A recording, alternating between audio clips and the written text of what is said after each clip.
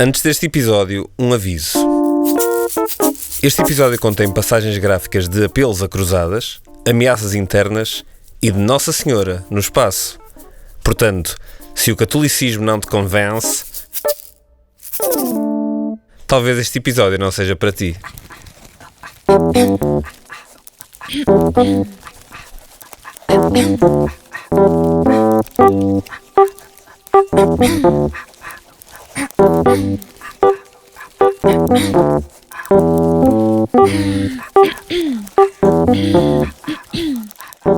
Olá, este é o Opinionistas, um podcast sobre as pessoas que opinam na imprensa em Portugal.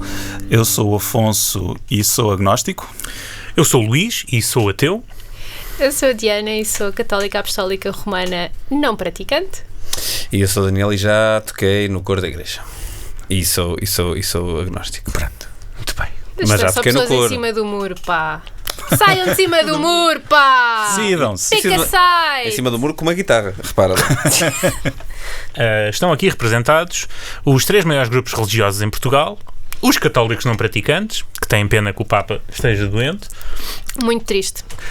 os agnósticos, que não se decidem, e os ateus, que se decidem e estão tão lixados como os agnósticos. Mas, em Portugal, existe um quarto grupo religioso muito importante e que não está aqui representado entre nós: os católicos praticantes.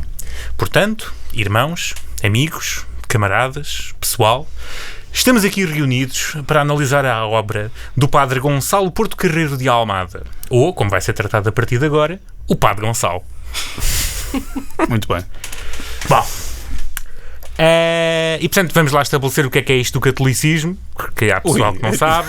Então vais começar mesmo pelo início. Vou começar mesmo pelo início. Portanto, o que é que acontece? Corria o ano de... 0. Bom, o facto principal que temos de ter em conta quando analisamos a vida e obra do Padre Gonçalo não é nem político nem ideológico, é teológico, é religioso. Ele acredita, fundamentalmente, que a coisa mais importante que aconteceu na história humana foi o facto de, há 2000 anos atrás, Deus ter vindo à Terra, caminhado entre nós, e nós olhámos para ele e dissemos: muito giro, vamos traí-lo, condená-lo à morte e crucificá-lo. E que, apesar de termos feito isto a Deus, ele morreu na cruz pelos nossos pecados e depois ressuscitou.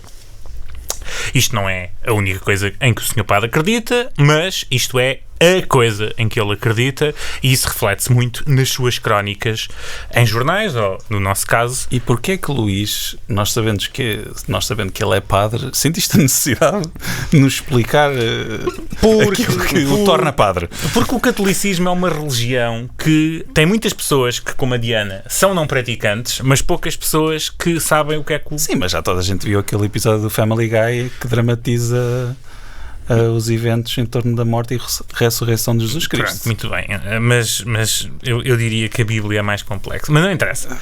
O meu ponto é... Ele é padre, portanto acredita em coisas que os padres acreditam. Ele é padre, acredita em coisas que os padres acreditam, que muitos católicos não acreditam, mas que deviam acreditar porque são católicos. E portanto vamos começar com a biografia, como sempre. Diana, para ti e só para ti. O Sr. Padre nasceu, o Sr. Padre viveu, e o Sr. Padre, infelizmente, eventualmente há de falecer. Agora, para quem quer saber de biografia a sério, Gonçalo Nuno Ari Porto Carreiro de Almada nasce numa pequena rústica cidade chamada Haia, na Holanda.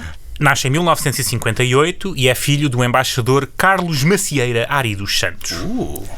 Estuda Direito em Madrid. E esse é o Ari dos Santos. Este é o Ari dos Santos, é primo dele. Eu ia perguntar se esse era o Macieira, mas isso não sabemos. Também era o Macieira. Ele bebe e ele faz poesia. Ele estuda Direito em Madrid e é doutorado em Filosofia pela Universidade Pontífica de Santa Cruz, em Roma. É sacerdote desde o ano de 1986 e é membro da Opus Dei, assinando todas as suas crónicas no Observador como sacerdote católico. Acaba sacerdote católico.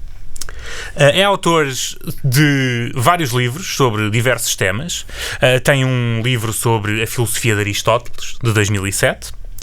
Vários livros sobre religião. Livros contra o casamento gay, de 2009.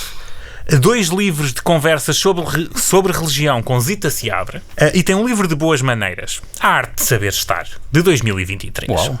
E tem também um livro sobre direito nobiliárquico, de 2024. Portanto, é um homem que... É um homem com muitos interesses. Com muitos interesses. Multifacetado. Mas porquê é que ele escreve um livro sobre direito nobiliárquico? Porque o seu padre, apesar da sua humildade cristã, é membro da aristocracia. Ele é Visconde da Macieira. E, peço desculpa, ele é Visconde de Macieira. Não é cá um pobretanas qualquer da Macieira. O que é que era? Bom, Visconde de Macieira. E, portanto, eu vou pedir à Diana para ler um texto de 2017, em honra do seu primo, Área dos Santos, em que ele fala um pouco da sua história familiar. A família é de uma remota origem transmontana e de regada tradição familiar. O bisavô do primeiro Área dos Santos foi um valoroso oficial do exército miguelista convencionado em Abramonte. E o avô, também pela baronia, morreu ainda jovem. Isto é a canónica voz da nobreza? Eu acho que sim. Eu acho que sim. É aqui. É aqui. Não, continua. Desculpa. Acho que é mais a cadência. É a cadência, é aquela coisa... E o avô, também pela baronia, morreu ainda jovem. Mas já capitão e cavaleiro de Torre e Espada, a mais alta condecoração militar portuguesa. Mas, desde os meados do século XIX, a família trocou a espada gloriosa dos seus maiores pela pena, bem como o norte das suas origens pela capital, onde se estabeleceu num solar do Berro Alto que ainda lhe pertence. Desculpa. Tanta nobreza é a Dona Maria II. Isto não é sotaque de nobreza. Não, isto é teatro clássico português. Não, isto é sotaque narrador da RTP de um documentário histórico. É mais aquela peça de teatro mais de Von Mas queres que não está bem assim? Eu sou Lisboa Antiga, eu sou Lisboa Moderna. Exatamente. O dito Carlos Ari dos Santos, notável otorrinolaringologista da primeira metade do século XX, casou com Maria Guilhermina de Pinamanique Pereira, que era trineta, por sua mãe, do célebre intendente Diogo Inácio de Pinamanique.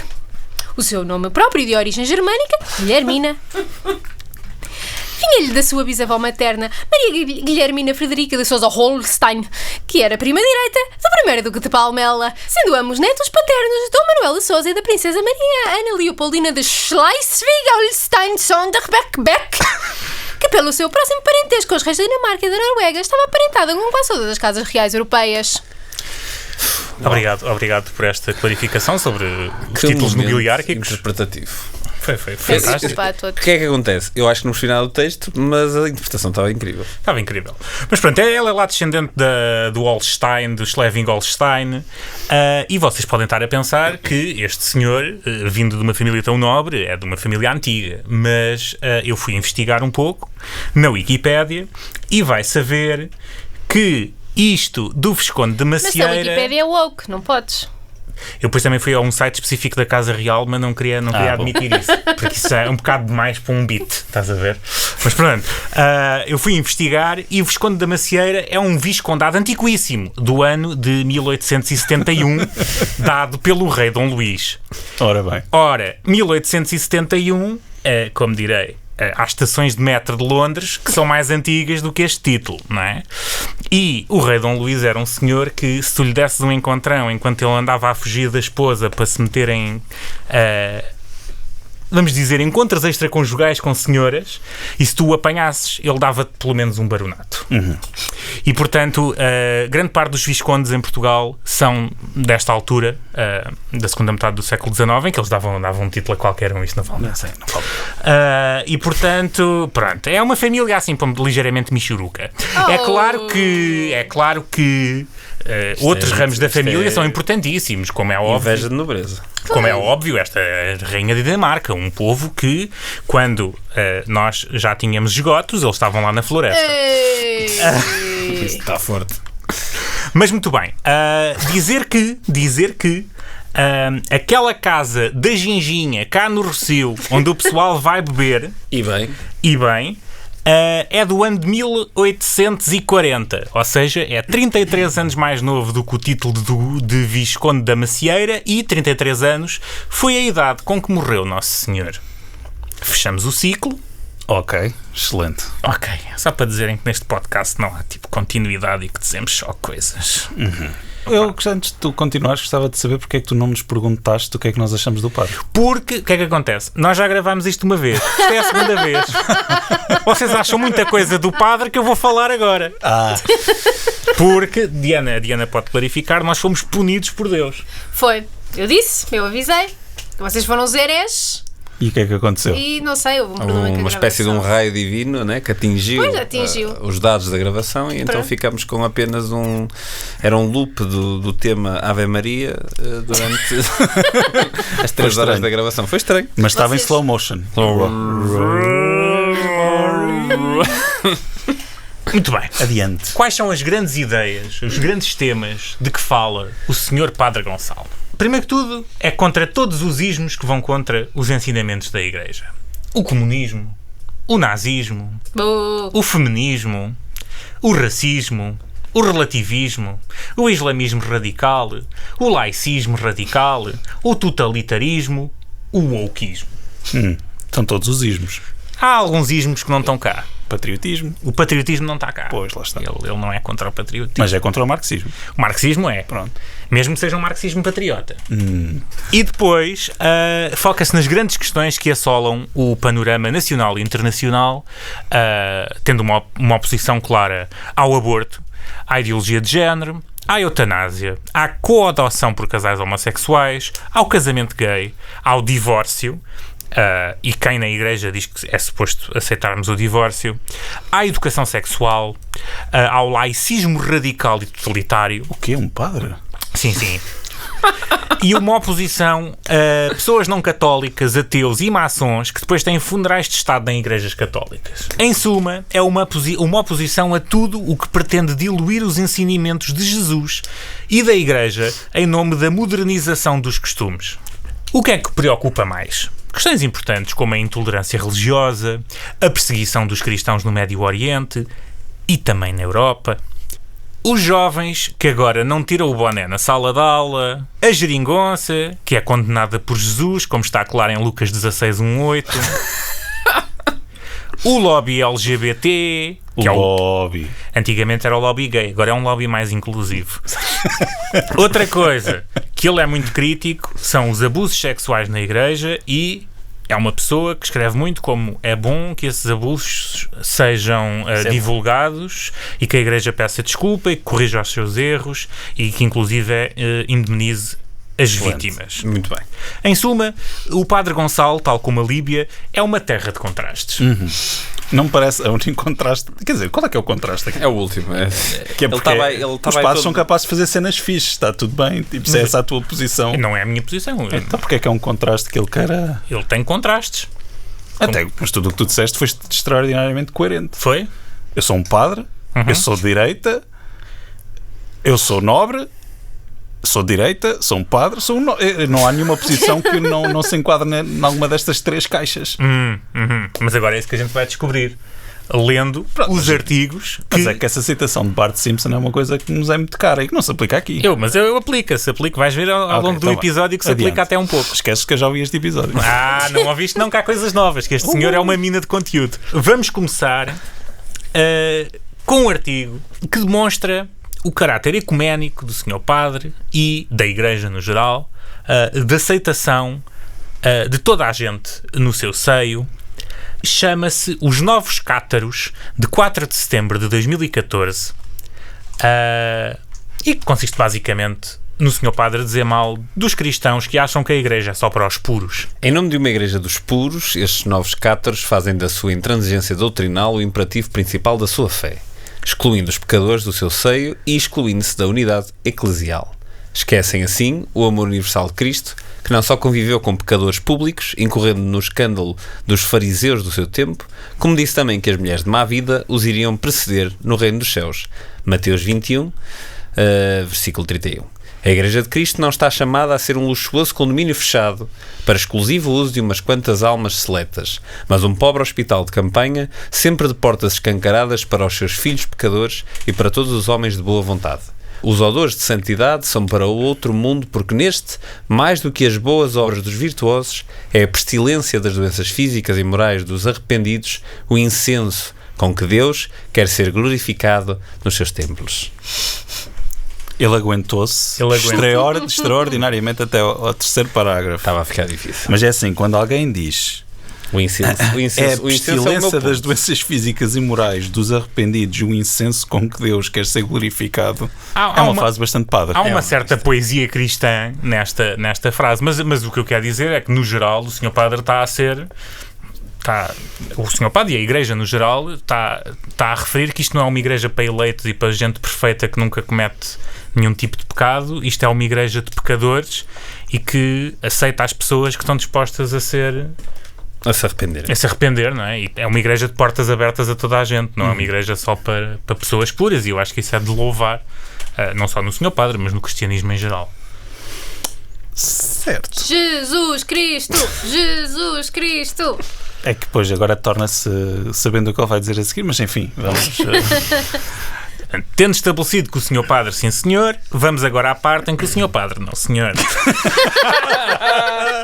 E vamos ver a sua opinião contra as modernices que agora há e a tensão que existe na Igreja em aceitar os pecadores ao mesmo tempo que se condena os pecados, não é? O texto chama-se A Boa Nova Já Não É Boa, 17 de outubro de 2015, Afonso. Quando algumas pessoas dizem que é necessário atualizar os dogmas e modernizar os preceitos morais cristãos, é óbvio que, embora achando-se crentes, na realidade não creem no Evangelho, a Boa Nova. Não acreditam que a doutrina de Jesus Cristo é salvadora, mas algo de que, pelo contrário, há que libertar os fiéis. Ou seja, para eles, a Boa Nova, afinal, já não é boa. Dantes, os pregadores pretendiam afastar as almas das manhas do diabo e das quedas nas tentações, os 7 pecados capitais, a infidelidade conjugal, o adultério, etc. Mas agora, alguns pastores parecem mais interessados em salvar as ovelhas não do mal, mas do bem, ou seja, da lei bíblica.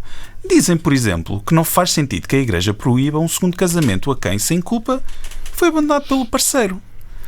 Que tal não se admita a quem prevaricou parece justo, mas que o mesmo se exige ao cônjuge inocente parece-lhes não só contradizer o mandamento novo da caridade, lei suprema do cristianismo, mas também os mais elementares princípios da justiça. Contudo, não faltam cônjuges cristãos que, abandonados, vivem o seu compromisso de fidelidade, com alegria e paz nos seus corações. Portanto, o que é que temos a achar desta opinião do Sr. Padre e da Igreja no geral, que as pessoas, mesmo quando são abandonadas, não se podem voltar a casar? Isso não é uma opinião do seu padre. É uma opinião da Igreja. É uma posição da Igreja, né? Não é ele exatamente que está a defender isso. Ele defende o que a Igreja defende, como tu disseste no início. Sim. Há momentos em que ele pode ser um bocadinho menos, e já lá vamos, digamos, correto. Mas aqui eu acho que isto é bastante previsível. Sem dúvida, sim. Porque a Igreja tem esta ideia de que o casamento é para sempre, que é uma posição, e que se fores abandonado, só porque a pessoa que te abandonou não está a cumprir os seus votos, não significa que tu tenhas o direito de violar os votos que fizeste com a Igreja e com Deus e com a pessoa. Sim, e ele aqui também está a mandar bicadas a outros pastores, não é? Ele está aqui a fazer um textinho de eu ouvi dizer que há uns padres que agora estão aqui a fazer coisas que eu realmente não concordo. Exato. Acho que estabelecemos que isto é um... É um texto religioso. Não, ou seja, é um texto que defende a posição oficial da Igreja. Certo. Sim. Pronto, acho que é mais que isso. It's propaganda. It's propaganda. Não é propaganda. É uma posição de uma instituição. Propagandeada por um cronista. Continuemos. Sim, e where's the fun stuff? Vamos falar das coisas que realmente acontecem de mal aos cristãos. Que é o género. Em várias... Não, porque eu acho que a gente anda a falar de muito género e apesar do Sr. Padre falar de género, não vamos falar de género. Vamos falar de género. O quê? Não vai haver género. Hoje não há género para ninguém. Vamos, mas é falar... É bom que tenhas umas boas sugestões, porque os outros textos eram...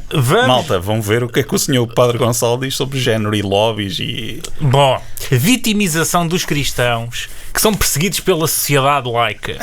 Num texto chamado Ser ou Não Ser Cigano. Eis a questão. Jesus. Vê-se bem que o gajo deve ter estudado filosofia para ter tirado esta. Não, é Shakespeare. Hã? É Shakespeare. É. Pois é, tens razão. É a literatura. O gajo lê livros, vá. Vai saber o senhor pode ler livros. Olha-me este totó. Ele escreveu o livro do Aristóteles, não É verdade. Ele é muito esperto. Diana. Nunca tive problemas de identidade de género, mas sim de espécie e de etnia. De espécie porque gostaria de ser ave, para me poder deslocar por via aérea e não ter de pagar impostos. E de etnia porque sou branco, ou caucasiano, como agora se diz dos desgraçados que não têm a sorte de ser nenhuma minoria étnica ou espécie protegida. Uau. Mesmo sendo duro de ouvido e caixa de óculos, nem sequer pertence à privilegiada minoria que, à conta das suas deficiências, tem direito a um lugar de estacionamento privativo na via pública. Que sortudos. Fogo. É verdade. Nunca Isto tinha ser duro de pensado ouvido, nisto. realmente. Fogo. O que significa hoje ser branco? Pois bem, em princípio, ter a culpa de todos os malefícios da civilização ocidental. Se eu fosse africano, era uma vítima por direito próprio e poderia lamentar por esse mundo fora a desventura da escravatura, da opressão, do colonialismo, do imperialismo, das descobertas, da evangelização, etc. Mas sendo como sou, é óbvio que sou um opressor, um colonialista, um mercador de escravos, um imperialista, etc. Tu é que estás a dizer isso, Gonçalo. Ninguém te está a dizer isso. E um pouco mais à frente. Como adulto, eu sei que sou o principal responsável pelas alterações climáticas, pela extinção dos ursos polares, pelo aquecimento global, pelos plásticos que inundam os oceanos, pelo buraco do ozono e pela subida do nível da água do mar. Tenho também o infortúnio de pertencer a uma família normal. O meu pai não era alcoólico, nem batia na minha mãe, em cujo caso eu seria um coitadinho inimputável com direito a selfie presidencial e visita ministerial à conta dos traumas de uma infância desgraçada. Está mesmo pistoleiro. Está mesmo a disparar para todo lado. Pá. Talvez até pudesse invocar uma terrível herança genética que me fizesse impune de qualquer tropelia e me desse direito a viver do rendimento social e inserção, como qualquer honesto subsídio-dependente. Para maior desgraça, sou cristão. Ou seja, representante da Inquisição, das Cruzadas, da fé cega que sempre lutou contra a razão das luzes, das trevas de 1000 anos que impediram o desenvolvimento da civilização ocidental, até ao seu glorioso ressurgimento por virtude e graça da Revolução Francesa e, sobretudo, da guilhotina. O que é que vocês acham que ele está aqui a tentar dizer? Desculpam. Ele está a dizer Que ele não é filho de drogados! Ele é filho de uma família normal. Vamos começar por aqui. Ele é filho de uma pessoa normal! Eu acho que isto é um anti... lembram-se daqueles anúncios? Cavalheiro gentil procura senhor. Isto é uma espécie... Espera aí, eu não estou a perceber onde é que quer chegar. Procura senhor. Mas gostei do começo. Não, porque é um anti... Ou seja, ele está de género... Ele está-se a assumir uma pessoa bastante interessante.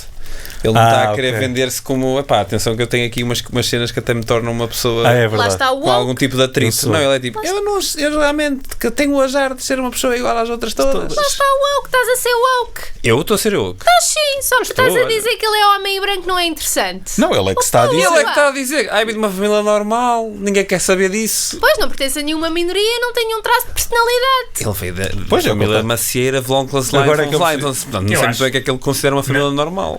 Na Revolução Francesa era uma minoria bastante oprimida. Isso da nobreza. Às tantas ele é uma... É verdade. É muito Isto é ridículo, vá lá. Não, mas é muito interessante. Que é ridículo, é mais ou menos óbvio. Mas o que é interessante é que há esta coisa de eu não sou um coitadinho e portanto não tenho direitos nenhum, ninguém quer saber de mim. Epá.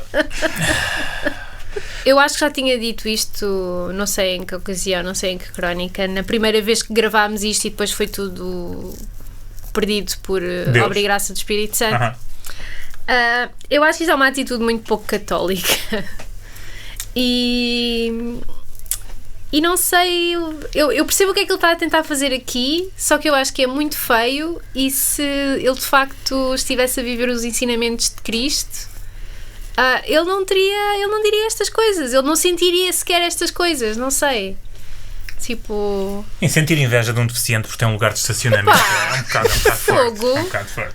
Vamos continuar com a perseguição dos cristãos, porque a perseguição dos cristãos é real.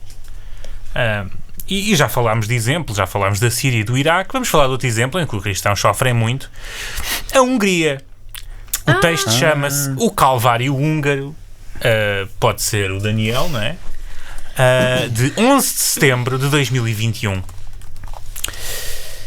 A Hungria recebe amanhã, dia 12, a visita do Papa Francisco, que vai presidir a solene missa com que se encerra o Congresso Eucarístico Internacional que está a decorrer em Budapeste.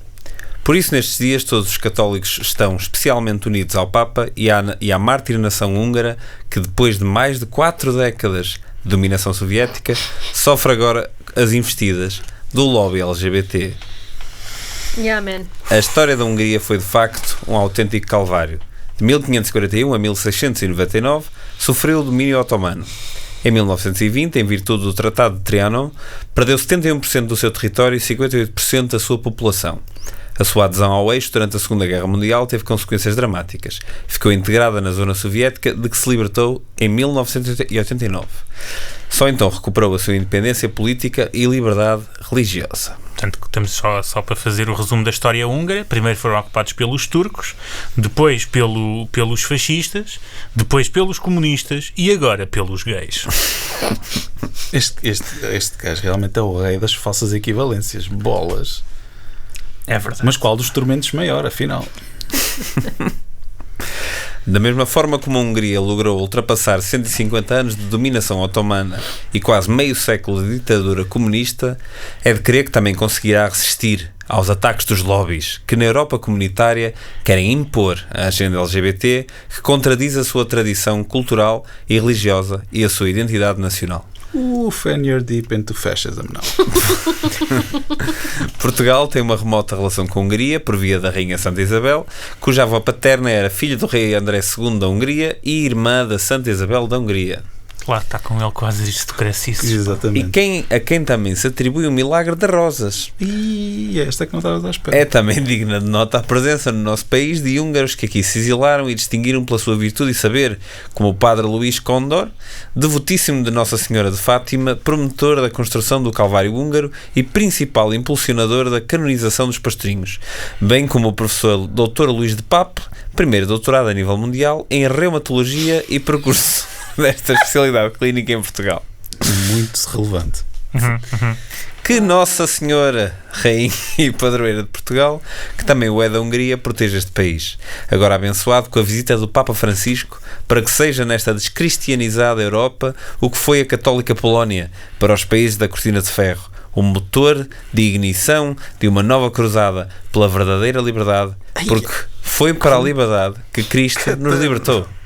Se calhar sou eu que acho esquisito ter um padre a dizer, a apelar a uma cruzada. Sim. Não sei, parece-me uma coisa um bocado...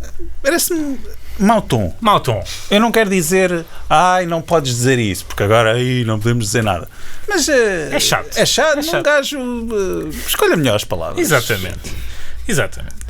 Mas segue uma tradição católica de longa data que é, portanto, apoiar-se num Estado autoritário para promover a fé religiosa, que é uma coisa saudável. Portanto, a Hungria, que é pedra no sapato da União Europeia Democrática, este sim deve ser o porta-estandarte do futuro dos valores da Europa. Que é uma posição bastante comum na direita e não é a direita centro-direita, é a direita a sério. Pronto, exatamente, por isso é que é. Mas é uma tradição. É uma tradição, sim, não. Há um nome para o que era a direita, a facção da direita da Igreja Católica nos anos 30. Chamam-se fascistas. Pois. E pronto. Só que faz um bocado de confusão ter isto a ser dito assim. Não sei. Mas pronto, mas eu respeito a liberdade de expressão e dá-lhe este podcast é a favor de liberdade de expressão. Sem dúvida, senão a gente não tinha conteúdo. Pois. E obrigado ao Observador mais uma vez por divulgar estas crónicas. Não, mas eu ia perguntar, vocês acham que se Nossa Senhora aparecesse outra vez aos pastorinhos, tipo, o quarto segredo ia ser tipo a ameaça dos gays? Primeiro, excelente, aparecesse outra vez. Então, claro. Primeiro, excelente. Cuidado. Como assim? Há um Lúcia, filme sobre tu que vês isso? mal. Eu não sinto qualificado para dizer isso, mas vou apenas dizer que é um infortúnio estarmos a gravar este episódio hoje, porque eu, na quarta-feira, vou assistir à ópera rock de Filipe Laféria. Oh, yeah! Que narra os eventos do... Mas não se preocupem que ainda vamos falar de Fátima. Pronto, tá vá, avancemos. Mas antes de chegarmos à parte boa do Sr. Padre, que é quando Parte faz boa. a parte engraçada, temos de continuar a falar de coisas tristes. E vamos falar de outro grupo muito oprimido, quase tão oprimido como os cristãos na Hungria, Não há. que são as crianças ainda não nascidas. Na crónica Não quero falar. IVG, os números da nossa vergonha Eu não quero falar sobre isto. de 2025, 8 de fevereiro. Eia, pá! O relatório de análise dos registros da interrupção voluntária da gravidez de 2023, publicado pela Direção-Geral da Saúde a 27 de 12 de 2024, concluiu que o aborto, eufemisticamente chamado interrupção voluntária da gravidez, está em crescimento sustentado no nosso país, pois os números oficiais de abortos subiram nos últimos 2 anos, ou seja, em 2022 e 2023. É muito preocupante a crescente eliminação de nasciturnos, ou seja, de seres humanos já concebidos, mas ainda não nascidos, e, portanto, sem a proteção que a lei dispensa aos já nascidos com vida. Uau, isto é muito jargão católico aqui para cima. Ele fala com muito jargão católico, é muito giro. Ora bem, comecemos então. Do ponto de vista científico... Pausa. Ele, em vários textos, diz do ponto de vista científico. Quando ele diz do ponto de vista científico é, na minha opinião. Sim. Leia-se. Porque, do ponto de vista científico, é... Não. Calma. É a opinião do senhor, não há nada de errado em ele ter esta opinião, mas isto... Não, ou seja, não quer dizer que... Lê a frase e vais ver se não é a opinião dele. Não é isso. Mas, okay. Do ponto de vista científico, não há qualquer dúvida quanto à personalidade humana do nascituro, embora a mesma ainda não esteja totalmente desenvolvida, como também o não está depois do nascimento. Oh my God. Uau. A lei, mesmo Espera. A lei, mesmo reconhecendo a personalidade jurídica do recém-nascido... Deve ser nascido. Não tem personalidade jurídica. Tiago Dores volta. Não lhe permite ainda a autonomia que só lhe será consentida quando alcançar a necessária maturidade. Mas, no que respeita aos direitos fundamentais, nomeadamente o direito a que seja respeitada a sua vida, é da mais elementar justiça reconhecer ao nascituro como ao deficiente profundo e ao doente terminal Igual. as prerrogativas próprias da personalidade humana, pois as suas carências ao nível cognitivo e volitivo em nada prejudicam a sua dignidade e condição humana. Pelo contrário, o eugenismo, que só reconhece o direito à vida dos seres humanos mais capazes, é perigosamente racista e reproduz concepções sociais totalitárias próximas do nazismo. Tu já o definiste bem. Quando disseste que ele era o rei das falsas equivalências. Completamente. Ele só te continua a dar razão.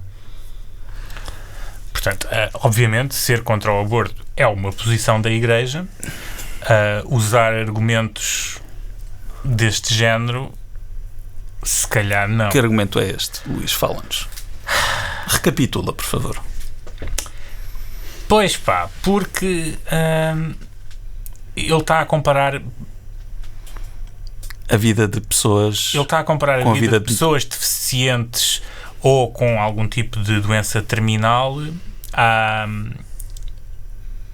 ao momento imediatamente após a concepção.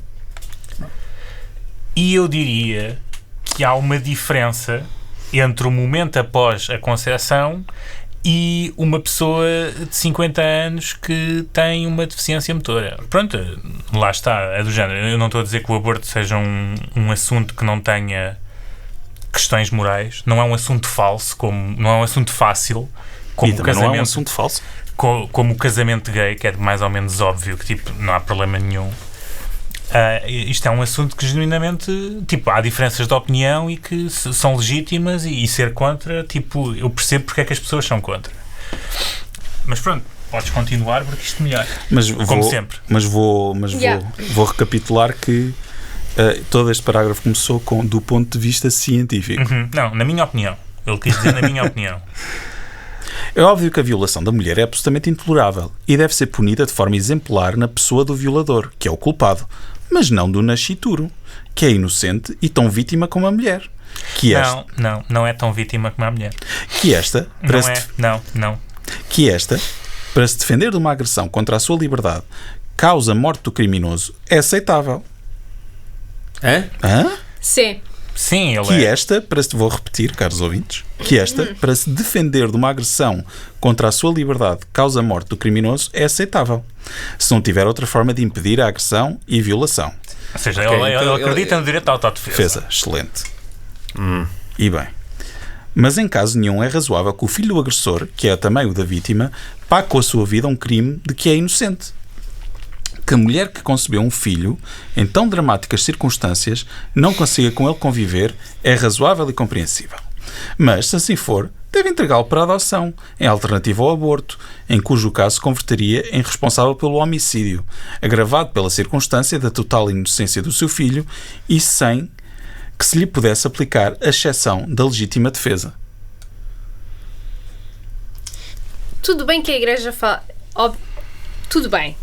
Certo? Que seja uma posição oficial da Igreja, a Igreja é conservadora, a Igreja acredita que a vida começa na concepção. Tudo bem. Agora, há aqui uma questão de tom.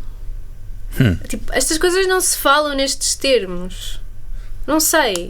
Mas ele está a escrever para o Observador. Isto é profundamente repulsivo. É, porque é um assunto um bocado sério. É demasiado sério para estar a ser tratado assim. E não é só uma... Ou seja, está a pôr... Não sei. Mas porquê que achas que o tom aqui é ofensivo? Eu estou mesmo genuinamente a perguntar, para além das ideias. É possível que tenha a ver com falsas equivalências, certo? É possível que ele não esteja a colocar a tónica, especificamente neste caso da violação, de um aborto em caso de violação.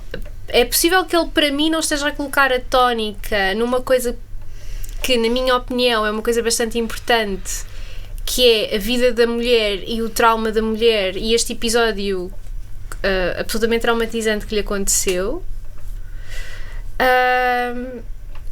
Ele trata isto como se fosse tipo, ok, não podes matar, não vais abortar, tipo, aguentas com ele 9 meses e depois dá-lo para a adoção. 9 meses nem é assim tanto tempo, amiga. E é do género, ou seja, ele está a retraumatizar, ou seja, o que ele está a descrever aqui como solução é um novo trauma, é uma nova revitimização, tanto da mulher e agora também da criança. E acusando-a de homicídio. Em outro caso, ou seja... Pois, certo, ou seja... tudo bem, ok, violou-te, mas não vais abortar. Aguentas 9 meses... Opa, não sei. Neste caso e neste parágrafo concreto... E depois são... Sei lá... Eu acho que qualquer pessoa que meta 2 pontos de exclamação não é sério. Foi aqui que ele me perdeu. Mas pronto. Então, eu sei que é sempre chato falar sobre o aborto, nunca é um tema fácil, e portanto vamos ao texto em que o Sr. Padre diz que o Papa Francisco apoiaria o Trump, porque o Trump pelo menos é contra o aborto. O texto chama-se O Papa Francisco e o Mal Menor, de 9 de novembro de 2024. Não sei quem é agora. É Diana. Sim, a vitória de Donald Trump foi, sem dúvida, a grande surpresa desta semana, porque a imprensa fez crer na provável vitória da candidata democrata, ou pelo menos no empate técnico das duas candidaturas à presidência dos Estados Unidos da América. É evidente que este resultado teve um sabor amargo para os mídia. Ai, esses mídia. Ai. Os merdia. O jornalixo. Os jornalixos, merda. Não restam dúvidas quanto à crise deste jornalismo politicamente comprometido, que não só não conseguiu impedir a reeleição de Donald Trump, como não sabe nem informa, talvez porque a informação verdadeira circula por outros canais, mais rápidos, plurais e isentos, como alguns jornais digitais e algumas redes sociais. É verdade. As redes sociais... O que se pode dizer das redes sociais é que há informação credível e isenta. E plural, sim. Surpreendentemente, a Donald Trump não lhe faltou uma não despiciando a ajuda do Papa Francisco. Apesar do Santo Padre criticar com frequência a política anti-imigração do agora reeleito Presidente dos Estados Unidos, Francisco implicitamente aconselhou o voto no candidato republicano. Foi isto que aconteceu? He did? Outra tradição católica de longa data. Ler coisas que não estão lá. Com efeito, abre aspas, o Papa Francisco criticou os dois candidatos presidenciais dos Estados Unidos pelo que apelidou de políticas anti-vida em relação ao aborto e à migração e aconselhou os católicos americanos a escolherem um mal menor nas próximas eleições dos Estados Unidos. Ambos são contra a vida, seja aquele que expulsa os imigrantes, seja aquele que mata bebés, disse Francisco. No DN, isto também é outro versículo, não é? Outro livro. Dionísio. O DN. Dionísio, os 14. Não, eu vou ser super literal e dizer é diário de notícias. Sim, nós percebemos. De 14 de 9 de 2024. Portanto, o mal menor é aquele que não mata bebés, Então, mas que é o ele agora Trump. está a citar o DN, é o que está a falar que a informação real, a informação boa. Não, Realmente, porque é que não citou um WhatsApp? não punha aqui um qualquer. Sim. Crazy Motherfucker, né? 93. É Crazy for Christ. Yeah. E ainda por cima o Papa Francisco tem Twitter. Olha, O Pontifex. Pontifex. eu não sabia. É latim para quem cria pontes. Porque ele é muito ecumênico. Não é verdade que o magistério deste Papa não é tão assertivo como o dos seus antecessores em relação à defesa da vida, pois Francisco, honra lhe seja feita, sempre foi tão ou mais claro do que os anteriores Papas nesta matéria. Abre aspas. Honra seja feita porquê? Há aqui uma crítica implícita ao Papa Francisco. Eu acho que Não sim. não era inesperado. Porque o Papa é um comunista. Há muita crítica a este Papa dentro da igreja, portanto não sei Por isso é que o te querem matar. Não sei o que é que tu Sim. leste. E conclave, calma. Não sei o que é que tu leste, Luís, sobre que este senhor padre diz sobre o Papa. Ele diz sempre tudo muito bem, porque o Papa não só possui a infalibilidade papal quando fala Honra-lhe seja ex-cátedra, feita. honra-lhe seja feita, como representa a Igreja, cuja posição nunca muda em circunstância alguma desde a sua fundação por São Pedro. Ou seja, não há... Segundo a instância- ciência, segundo a ciência.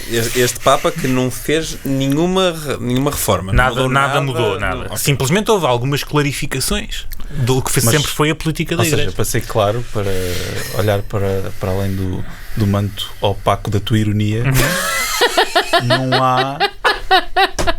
não Porra. há nenhuma, Vai não há buscar nenhuma ao declaração, dionisíaco.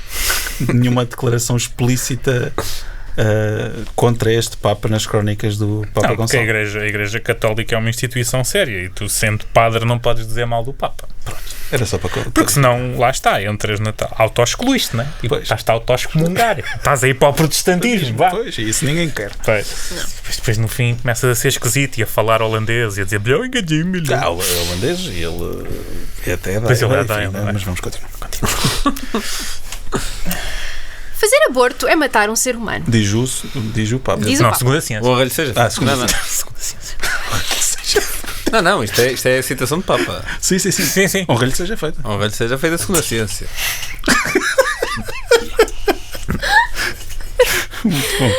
Abre aspas. Fazer um aborto é matar um ser humano. Abre aspas. Podem gostar da palavra ou não, mas é matar. Temos de ver isso claramente. Fim de citação. Portanto, não obstante a solidariedade do Santo Padre para com os imigrantes, é óbvio que entre matar bebés e expulsar migrantes, o mal menor é este último.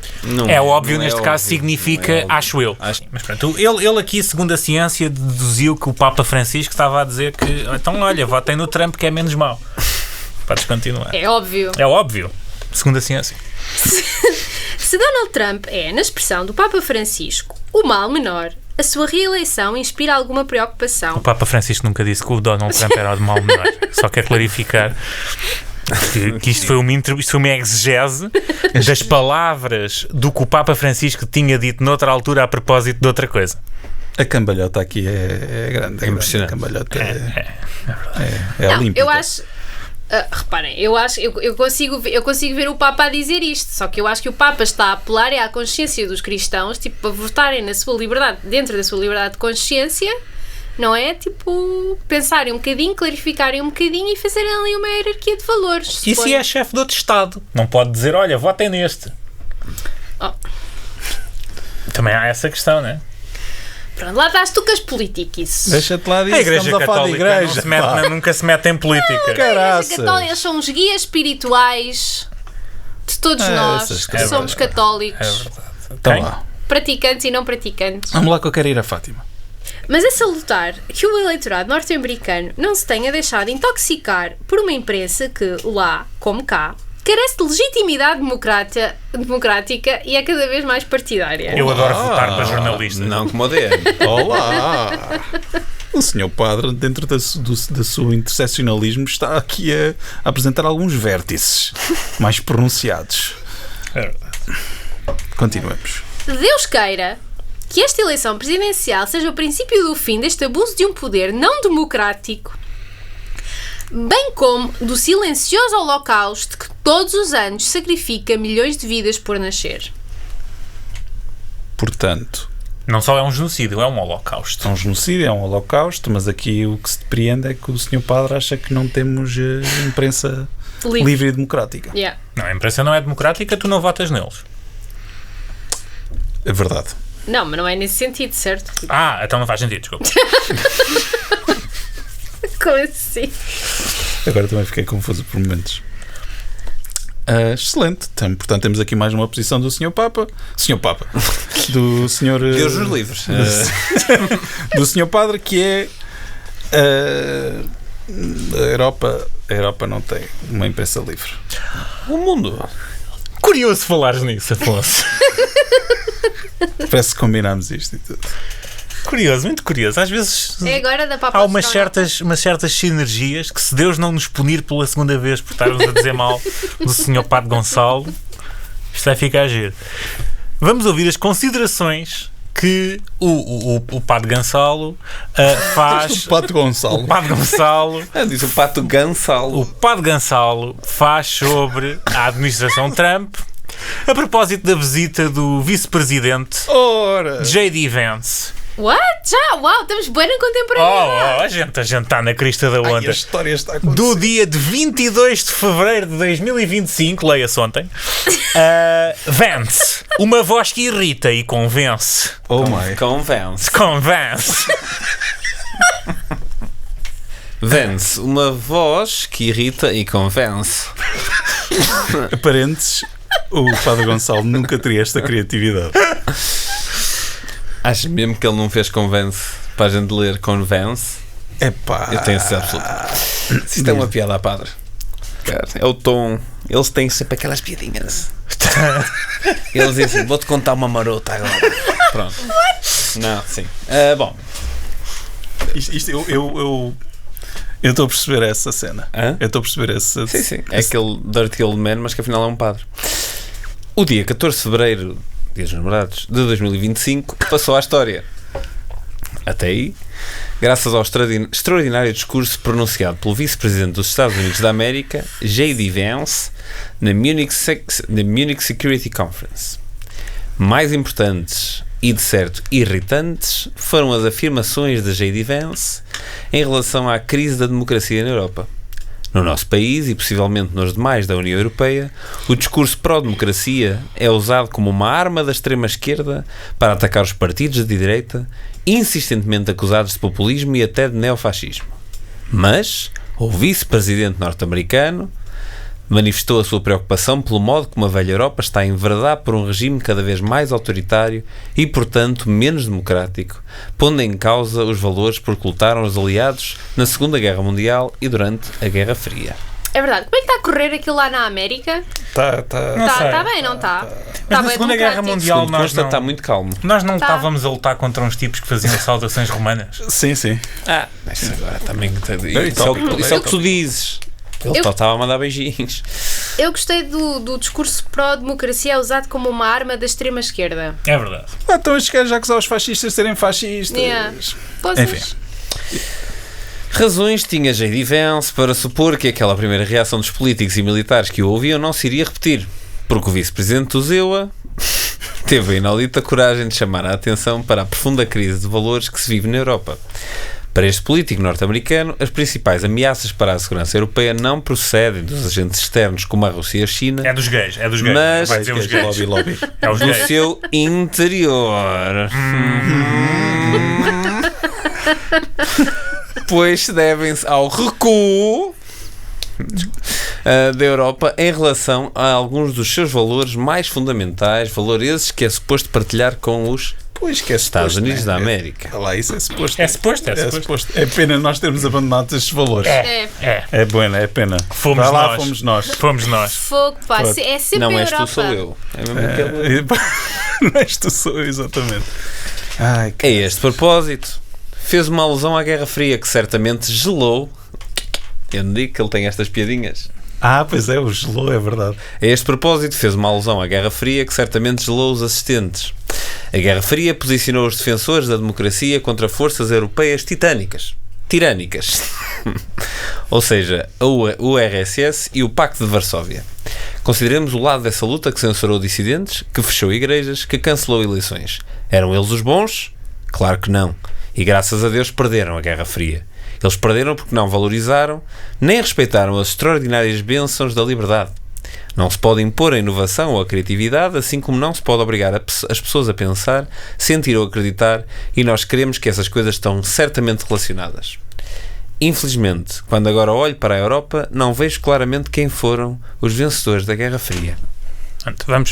Deixa-me só dizer uma coisa rápida que é: o senhor padre está aqui a dizer que acha que quando o J.D. Vance disse na Guerra Fria ganharam os bons, toda a gente na Europa pensou: bandido, como assim?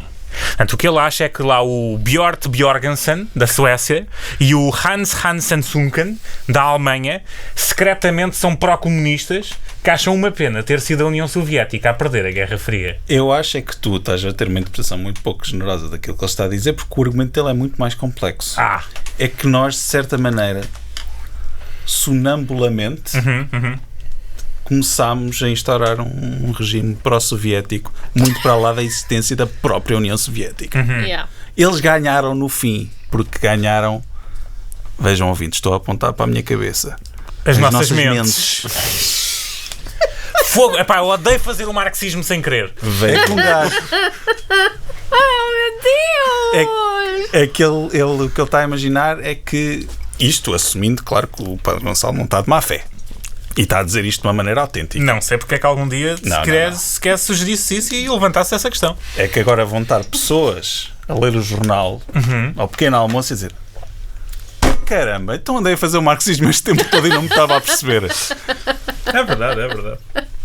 Inclusive é banqueiros. Sim, sim. Sim, então há um lojista a fazer o seu negócio todos os dias e de repente, aí foda-se, estou a fazer comigo. Filha da puta, é assim que eles também. Não, mas é fascinante. Tipo, um gajo que genuinamente acha que, e cito, gelou os assistentes ter dito: olha, a gente ter ganho foi bom. Como assim? Não sei, juro, não sei. Não sei que tipo de... Não, ou seja, aí ele gelou os assistentes porque ele está a intuir que, na verdade, a União Soviética ganhou a Guerra Fria. Pois, mas... E as pessoas não se aperceberam, certo? As pessoas dizem: mas isto é aquele discurso que nem sequer é da direita, é da extrema-direita, de que a União Europeia secretamente é uma União Soviética, que estão a fazer o comunismo sem a gente ver. E é do género, eles nem sequer conseguem emitir dívida, pá. Então vão fazer o comunismo. Opa! Oh, amigo, seja sério. Estúpidos. Sim, estão-nos a dar demasiado crédito, não é? Enfim, pronto. Numa nota mais séria, temos um padre que, pronto, defende regimes autoritários. Basicamente é isto, certo? Pronto. Mas podes continuar, que achas que Continua. O próximo achas- parágrafo é... continua. Achas que isto não fica melhor? Isto fica está sempre melhor. incrível. Este senhor é incrível. Eu vou dizer, eu gostei de ler o Senhor Padre, porque isto, tipo, tu nunca. É uma terra de contrastes, man. Tu nunca estás à espera do que é que vem a Opa, seguir. não. Mas continua. Trump irrita os defensores do pensamento politicamente correto por ser um empresário de sucesso. E, sobretudo, por ter ganho por 2 vezes a eleição presidencial, tendo contra ele todos os mídias de referência. Não me lembro nenhum que fosse contra. Não há um único média Não. de referência que não estivesse contra o Trump. É verdade. Tem o seu quê de paradoxal que um poder sem legitimidade democrática, como é a comunicação social, ataca o presidente eleito dos Estados Unidos da América e não suporta que o seu vice-presidente, também eleito por esmagadora maioria, Esmagadora, esta maioria. crushing majority, Foi aquela esmagadora do. aquela maioria que esmaga. É, do dígito que. do dígito menor. Enfim. Não é preciso falar assim do dígito. Também eleito por esmagadora maioria de eleições de democracia aos líderes da União Europeia que não foram eleitos pelos cidadãos europeus para os cargos que exercem. Yeah, man, this guy drank the Kool-Aid. É verdade. Este gajo também foi até ao fim. Foi, sim, Desculpe, senhor padre. Senhor padre. Não é um gajo qualquer. É um gajo que é padre. Um padre continua a ser um gajo. Lá está. não- Desde o momento em que foi concebido. Exatamente. Antes de ser padre já era gajo. A hóstia, E desde o momento que foi concebido já tinha esta esta estava personalidade. minada. A hóstia estava minada. A melhor frase do É. podcast que foi apagado divinamente. E agora não foi dita com toda a sua Pois propriedade. não consegui. Não sei se queres... Tenho medo que exploda outra vez, na verdade. Eu não sei se queres ler o parágrafo a seguir. Ainda tem mais um. Mas eu faço um comentário. queria- Pois isto não acaba. eu queria Estes- querer. estes It textos goes são on and on. fantásticos. J.D. Vance, cujo discurso irrita os politicamente corretos está bem, e convence os eleitorados de além e a queimar, é um homem com uma lucidez e coragem notáveis. A Europa e Portugal precisam com urgência de políticos destemidos que ousem fazer frente aos tiques autoritários dos inimigos da verdade, da democracia e da liberdade. Eu gostava que me explicassem isto genuinamente. Eu tenho este. Eu posso estar a ser ingênua, eu posso não estar a perceber o que é que está a passar no mundo, mas eu gostava de entender como é que alguém pode, sem se rir, tipo, escrever isto num jornal de forma genuína que os Estados Unidos, neste momento, que a administração Trump 2.0 está a fazer frente a tiques autoritários dos inimigos da verdade, da democracia e da liberdade. E que aquilo que está a acontecer neste momento, o esboroar de quê?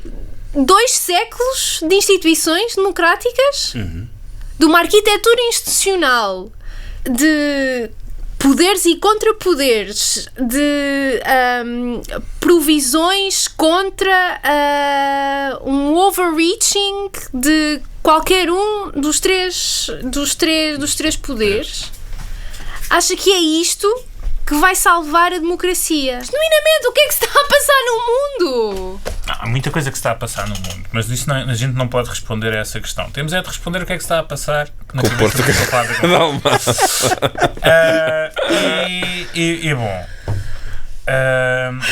não sei, porque, lá está, se tu achas que realmente o maior perigo que enfrenta a Europa é a perseguição dos cristãos e os gays, que são o novo Império Otomano, e os milhões de mortos, de bebés mortos que estão a ser mortos pela sociedade secular europeia, então qualquer coisa que destrua a sociedade secular europeia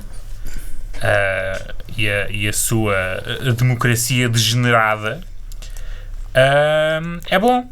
Sim, mas, ou E seja, isso tem um nome, é fascismo. Pronto, mas é um duplo discurso. Mas isso é o que caracteriza o fascismo contemporâneo, certo? É dizer, instituir o fascismo e falar de democracia. Sim, e depois ignorar, né? Porque tipo, a administração Trump está a fazer um conjunto de coisas que eu não descreveria como muito democráticas, nomeadamente e tal, eu agora sou o rei, a lei federal sou eu e o que eu digo é a lei. Mas por isso é que eu não percebo o vosso comentário quando... Só há 2 respostas para esta pergunta. Sim, Ou ele é um fascista ou é um idiota útil. Escolhe. E eu acho que o que eu tenho a dizer é que ele não é um idiota útil. Pronto, então é fascista.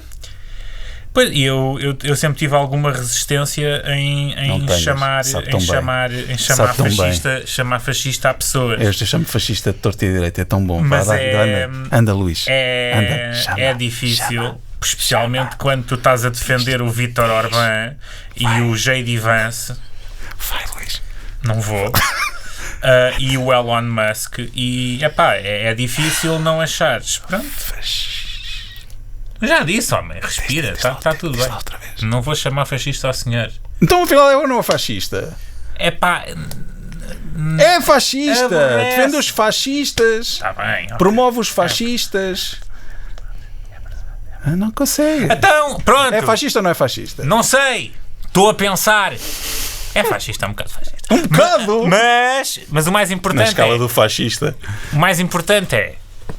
A questão mais importante não é se o Chopado Gonçalo é fascista ou não. Ok, então a vamos lá, questão Fátima, é, finalmente. Maria é ou não é astronauta?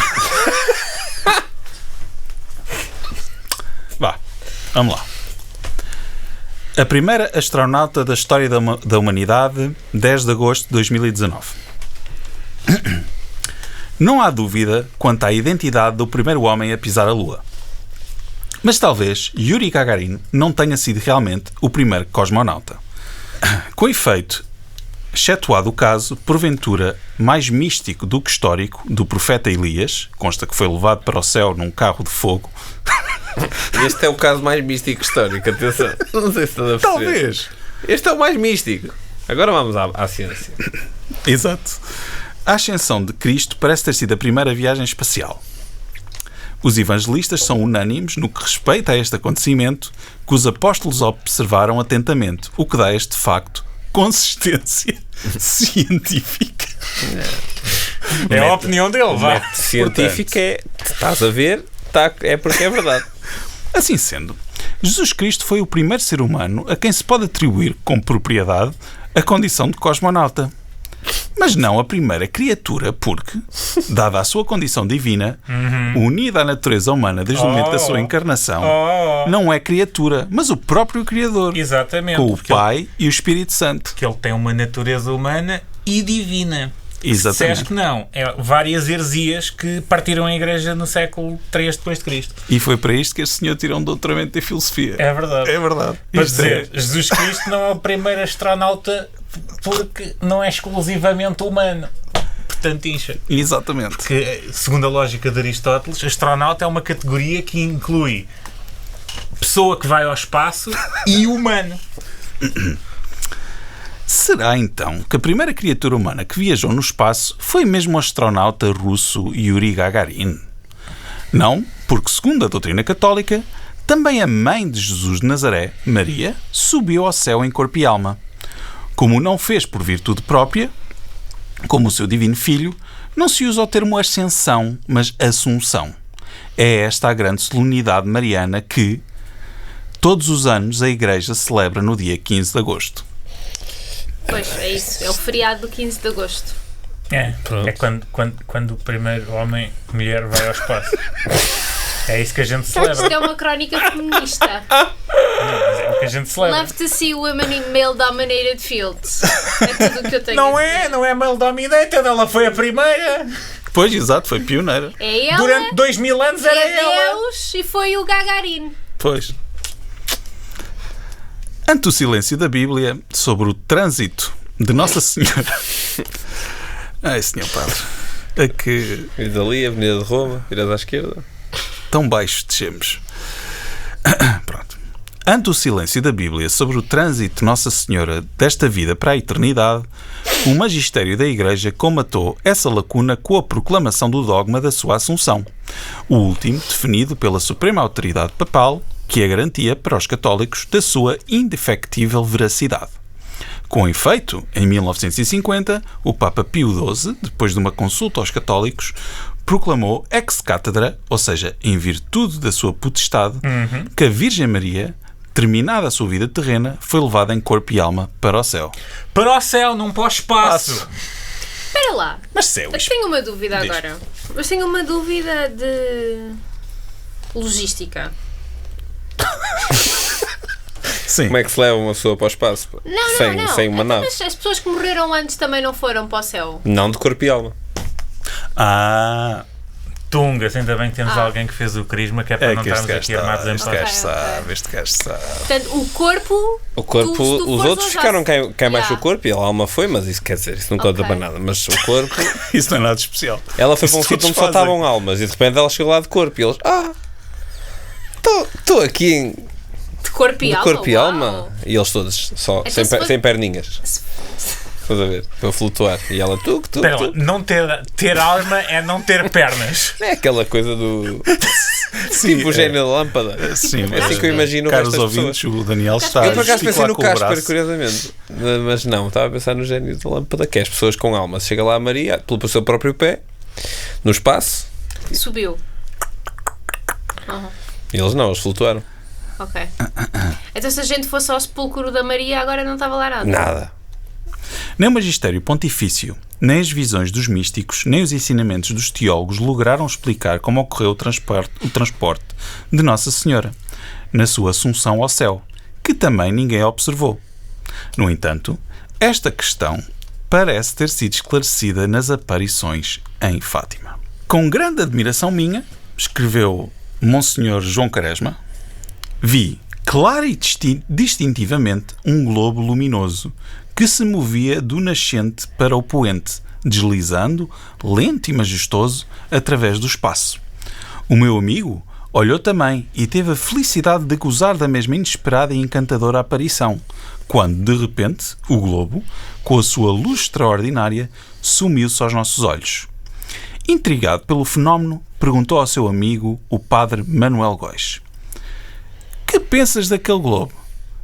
"Que era Nossa Senhora", respondeu sem hesitar. Como é evidente. Outras testemunhas do facto descreveram essa nave espacial sui generis, ao contrário das outras naves espaciais daquela época. Esta era muito diferente. Olha esta. Nunca tinha visto É, uma é assim. redonda. Estou habituado a vê-los diferentes. Pois.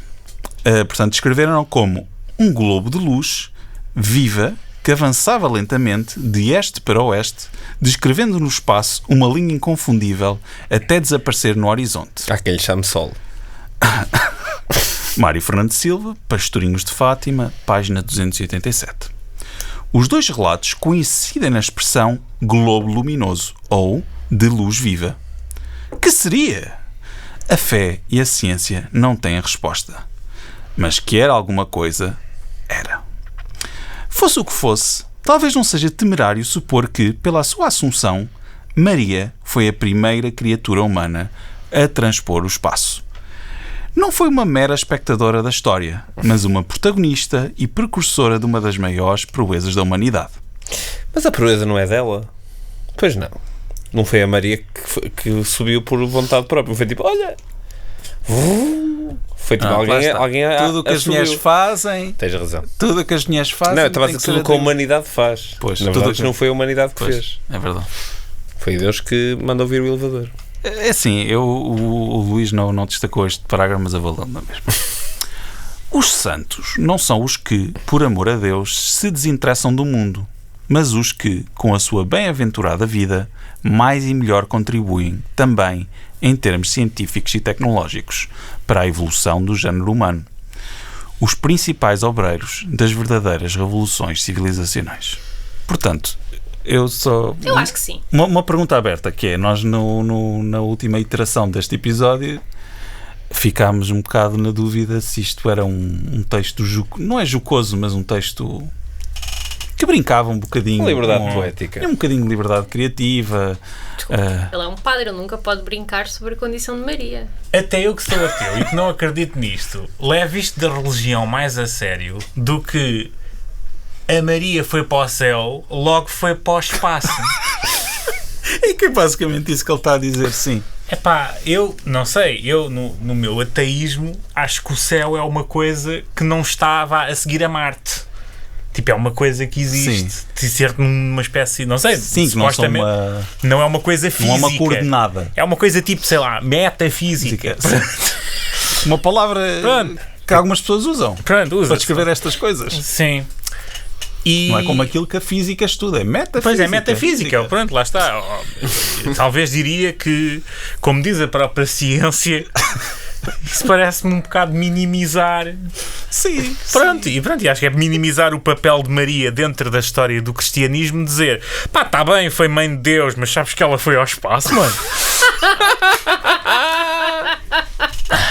Não sei, é pá. Isto ofende-te, Daniel, este texto ofende. Ele é agnóstico. Ele é agnóstico. Isto ofendia-te. Há 10 anos atrás. Pá, eu não sei se isto... Acham que alguém se ofende com isto? Não.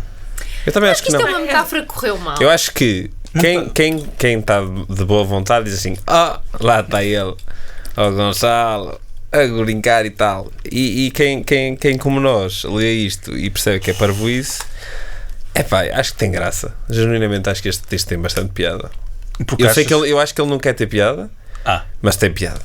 Tem muita graça. É Eu involuntário. aprecio que neste texto não há o fascismo.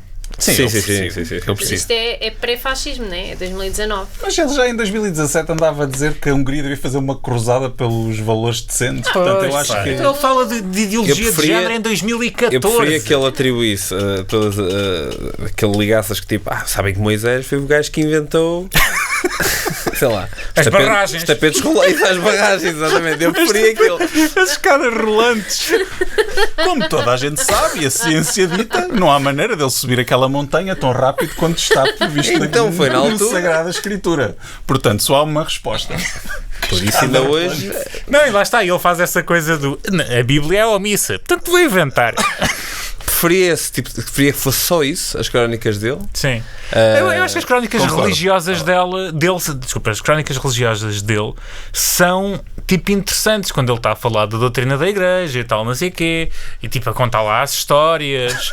É do género, tipo, histórias. Não, tipo as histórias dos religiosos e tipo pessoas que tipo fizeram não sei o quê e tipo criaram uma família. E ele queria tipo exemplos de pessoas católicas. Jesus que inventou o desfibrilhador. É assim que ele faz. Agora estou a falar a sério, estou a dizer, tipo, quando ele tem aquelas histórias de tenho uma pároquia que não sei o quê e que ajudou uma pessoa que mais não sei o quê, isso é bom, aí é quando ele está no seu melhor, certo? Sim. Depois tens uma segunda fase em que é ele a dizer estas coisas assim, que Jesus inventou a oftalmologia, procurou não sei quantos que é cego, pronto.